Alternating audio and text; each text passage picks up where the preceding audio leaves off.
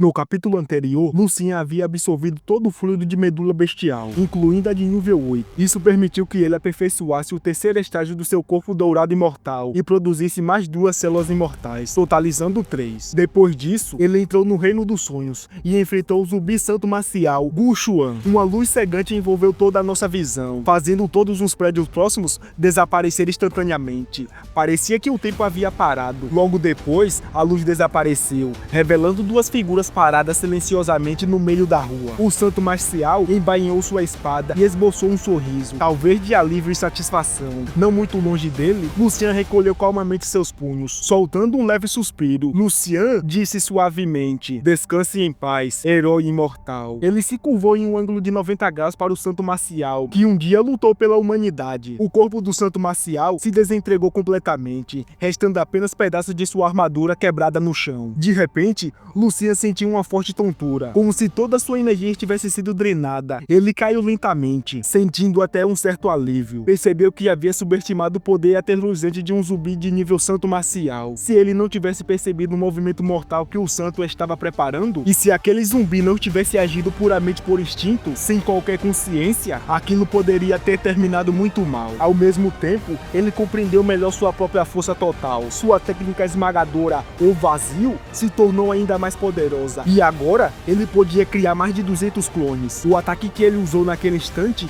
era o mais forte de todos, mas provavelmente só seria usado no Reino dos Sonhos. Fora dali, não havia ninguém digno de ver tal golpe. Talvez quando ele usasse essa técnica diante de outros, seria um momento em que suas mãos ficariam manchadas com o sangue de um santo marcial. Após ser derrotado, como sempre, o zumbi se transformou em uma densa névoa negra que entrou no corpo de Lucien. A cena mudou para a noite tempestuosa. Em uma favela caótica, um prédio abandonado resistia à chuva. Um garoto jovem está sentado sobre alguns pedaços de papelão, tremendo de frio. De repente, uma voz o chama: "Irmãozinho, voltei." Um garoto mais velho corre empolgado, segurando um recipiente. Os olhos do mais novo brilham de surpresa quando vê que é um suplemento nutritivo. Ele perguntou ao irmão onde conseguiu aquilo. Sorrindo, o mais velho entregou o recipiente ao irmão, magro, e explicou que entrou em um caminhão de lixo. Disse que achou 2 unidades, mas depois fez um bico irritado ao contar que uma gangue, a gangue de facas, roubou uma delas. Mas assim, assegurou ao irmão que um dia fará com que elas devolvam. O garoto mais novo segurou o recipiente e tenta dividir igualmente com seu irmão, avisando para ele não brigar com aquele pessoal, pois é muito perigoso. O irmão mais velho bagunçou seu cabeço com carinho e disse para ele não se preocupar. Promete que um dia o levará até a base, onde poderá aprender artes marciais e fazer seu nome. A cena muda novamente. Um grupo de garotos adolescentes corre apavorados, gritando: "Ele enlouqueceu! Aquele garoto tá maluco! Corre! Não luta com alguém que já perdeu sua sanidade!" Um garoto está parado, segurando uma lâmina afiada, com o irmão mais novo dele chorando de preocupação. O garoto com a lâmina está coberto de ferimentos, especialmente um corte enorme no rosto. Ao redor, há vários corpos caídos, sangue espalhado por todos os cantos. O irmão mais velho abraça o pequeno e diz para ele lembrar de nunca chorar. Ele manda que olhe ao redor e diz: "Só sendo cruel o bastante você sobrevive." E completa: "Quando aprender artes marciais, aprenda a matar." O garoto menor, chorando, concorda com a cabeça várias vezes. De repente, uma voz aparece atrás deles. Surpresos por ainda estarem vivos, ele se vira e vê um homem de branco, emanando uma aura poderosa. Ele usa um pingente na cintura e estende a mão, dizendo que os dois devem segui-lo. A partir daquele momento, a cena então muda. O senhor idoso, coberto de ferimentos, tenta levantar o pé que estava pisando em uma foto de uma garotinha. Ele implora para não ser morto, explicando que tinha uma filha de 5 anos. O jovem olha para a foto no chão, sente um leve aperto no coração, talvez lembrando de sua infância. Ele se vira e vai embora, deixando o homem agradecendo repetidas vezes. Ao entrar no portão, o jovem vê o rapaz encostado na parede fumando. O rapaz pergunta se ele completou o trabalho. O jovem apenas acena firmemente. O rapaz, com uma cicatriz no olho, apaga o cigarro e diz que aquelas pessoas eram cultistas da seita do fim dos dias, desprovidas da humanidade e indignas de qualquer piedade. Dizem também para ele nunca confiar nas palavras deles. Se você não matar, eles matam você. Ele puxou o garoto para perto e reforçou: na vida ou nas artes marciais, é preciso ser implacável para sobreviver. A cena então muda novamente. Enquanto o garoto treinava, alguém entra e diz que seu seu irmão havia morrido. Ele fica paralisado, descobre que foi uma vingança da seita do fim dos dias e que seu irmão morreu em seu lugar, levando junto 3 artistas marciais de 6º nível antes de cair. Tudo o que restou foi uma lâmina quebrada. O garoto segurou a lâmina, totalmente imóvel. O velho observa e balança a cabeça. Eu já disse antes. O velho comentou enquanto se virava. Os membros da seita do fim dos dias não são mais humanos. São um câncer para a humanidade. Nada do que dizem pode ser confiado. Ele suspirava novamente e então vai embora. O garoto, em choque absoluto, desaba no chão. Algumas frases ecoam repetidamente em sua mente. De repente, ele ri, repetindo a palavra filha várias vezes. E então, explode uma risada enlouquecida. A cena muda outra vez. Agora, já adulto, o garoto Gu Xuan veste uma armadura e está cercado por árvores gigantes que ele cortou. O velho então diz: o mestre acredita que sua intenção assassina está afiada demais, sangrenta demais. Ele vai te ensinar somente a técnica da roda da vontade, mas não vai vê-lo pessoalmente até que você refine esse desejo de matar. Ele joga um pergaminho para Gu Xuan. O homem o segura sem dizer nada. O tempo passa. 10 anos depois, o velho fala novamente. Gu Xuan, 10 anos se passaram e sua intenção assassina não diminuiu, piorou. Espere mais 10 anos. Outra década se passa. Agora, Gu Xuan é de meia idade e ainda inalterado. O velho, ao vê-lo novamente, continua decepcionado. O velho diz a Gu Xuan para esperar mais uma década. A última vez que o velho ouviu foi em uma floresta de bambus. Ele disse: Gu Xuan, você desviou do caminho. O mestre nunca mais verá você nesta vida. Enquanto o velho se afastava, Gu Xuan sentou-se sobre uma pedra, falando consigo mesmo. Eu desviei? Errado, só saber matar? Nesse momento, ele pareceu ter uma epenia e rompeu um bloqueio interno. Ele não se importava mais se havia desviado, porque lembrou que a pessoa mais importante de sua vida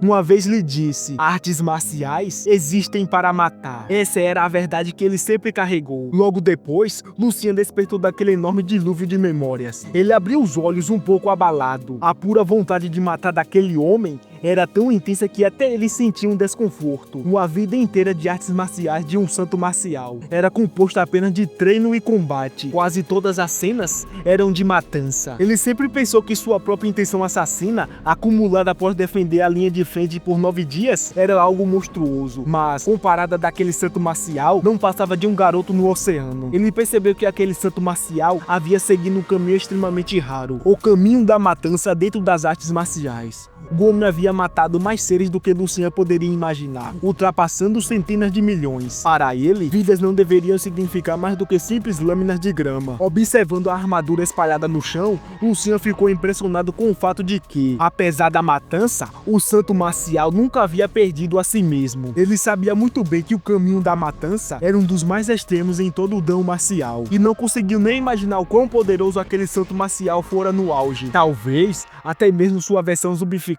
não tivesse usado nem 0,1% de sua força real. Isso fez Lucian perceber o quão imenso ainda era o abismo entre ele e o verdadeiro santo marcial. Ele também entendeu que Gu Xuan não poderia ser considerado apenas um santo marcial de 9º nível, e tinha certeza de que um 10º nível comum não sobreviveria ao golpe dele. Pensar nisso deixou claro, sua vitória tinha sido, de fato, um golpe de sorte. Absorver aquelas memórias trouxe efeitos colaterais. A expressão de Lucian ficou fria, gelada. Isso o lembrou de uma piada de sua vida anterior. Acha que eu me importo? Trabalhei 10 anos na seção de peixes do supermercado. Meu coração é tão frio quanto a minha faca. Ele definitivamente precisava assistir a alguns dramas românticos para curar a alma. Brincadeiras à parte, ele não havia esquecido do núcleo marcial, mas ficou surpreso ao descobrir que o núcleo de Gu Xuan parecia uma pequena faca. No instante seguinte, a faca se transformou em um feixe de energia. Era a vontade marcial de Gu Xuan. Em um campo de trigo, uma figura se erguia, tendo aos céus a sua própria vontade como lâmina. Considerando vidas tão insignificantes quanto folha de grama, ele sacou uma longa espada e desencadeou sua técnica, a vontade de matar. Ao absorver a vontade marcial,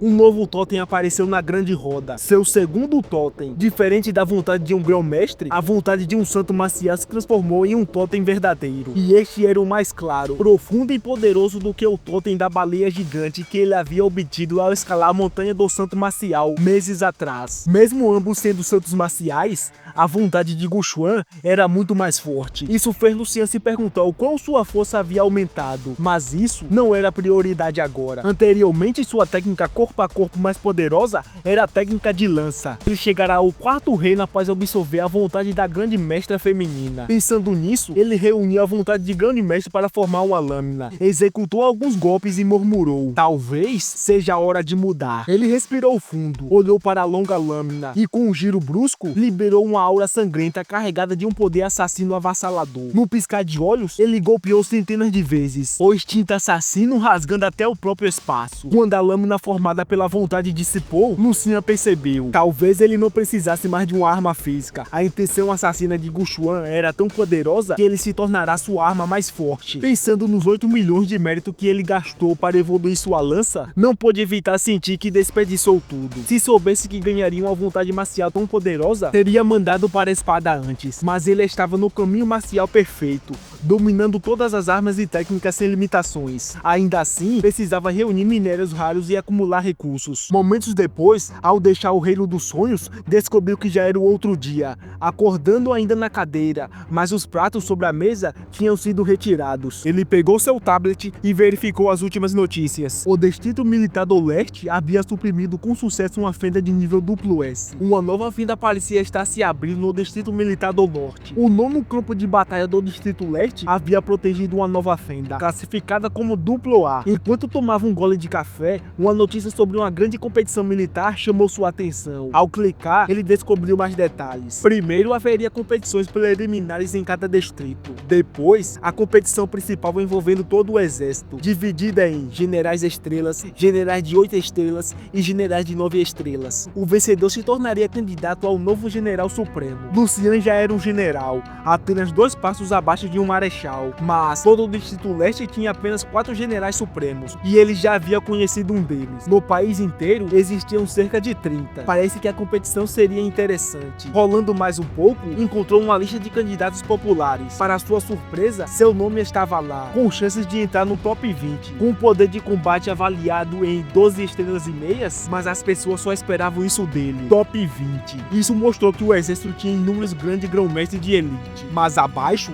ele viu o candidato número 1 da competição, o imperador da região central, com um poder absurdo de 27 estrelas. Lucian sentiu, percebendo de que alguém do nível de general supremo provavelmente tinha um poder de combate em torno de 30 estrelas. Isso fez se perguntar quão forte seria um marechal. Então, com tanto monstro no exército e ainda assim nunca ter produzido um santo marcial próprio, não era de se admitir que o exército carregasse tantas observações internas. Essa reflexão fez-o entender por que Tanjiro Kamado havia lhe dado um teste, ao invés de simplesmente aceitá-lo como discípulo. Naquela época, seu talento era impressionante, mas sua performance no Torneio Nacional das Artes Marciais apenas chamou a atenção de Tanjiro Kamado. Não o suficiente para que ele levasse totalmente a sério, mas e se ele vencesse também o torneio militar? Aí sim a história seria outra. Continuando a ler as notícias, a expressão de Lucian mudou ao ver um incidente ocorrido na Nação da Águia. Uma cidade inteira havia sido sacrificada em um ritual de sangue por cultistas. A reportagem afirma que mais de 13.000 pessoas morreram pela mão daquele culto, sendo que só naquele incidente, mais de 1.000 haviam sido brutalmente assassinadas. A crueldade dos métodos do culto era tão hedionda que apenas mencioná-los já causaria náusea. Tomado pela raiva, Lucian apertou o tablet com tanta força que o esmagou com uma única mão. A notícia lhe lembrou de algo que viu nas memórias de Guchuan. Os cultistas estavam colaborando com as bestas, tornando-se voluntariamente escravos em troca de poder, e agindo como traidores infiltrados entre os humanos. Pensando nisso, ele cerrou os dentes. Essas pragas precisam ser eliminadas rapidamente. Determinado, decidiu explorar as profundezas das fendas de nível AAA, na esperança de encontrar algo importante, mas precisava de pessoas para ajudá-la a transportar os materiais. Então, fez uma ligação. Do outro lado, uma garota atendeu animada ao ver que era Lucian. Ele pediu que ela e sua equipe levassem até as profundezas da fenda. Eles marcaram de se encontrar à noite. Ao receber a notícia, notícia, o rapaz careca quase pulou de alegria.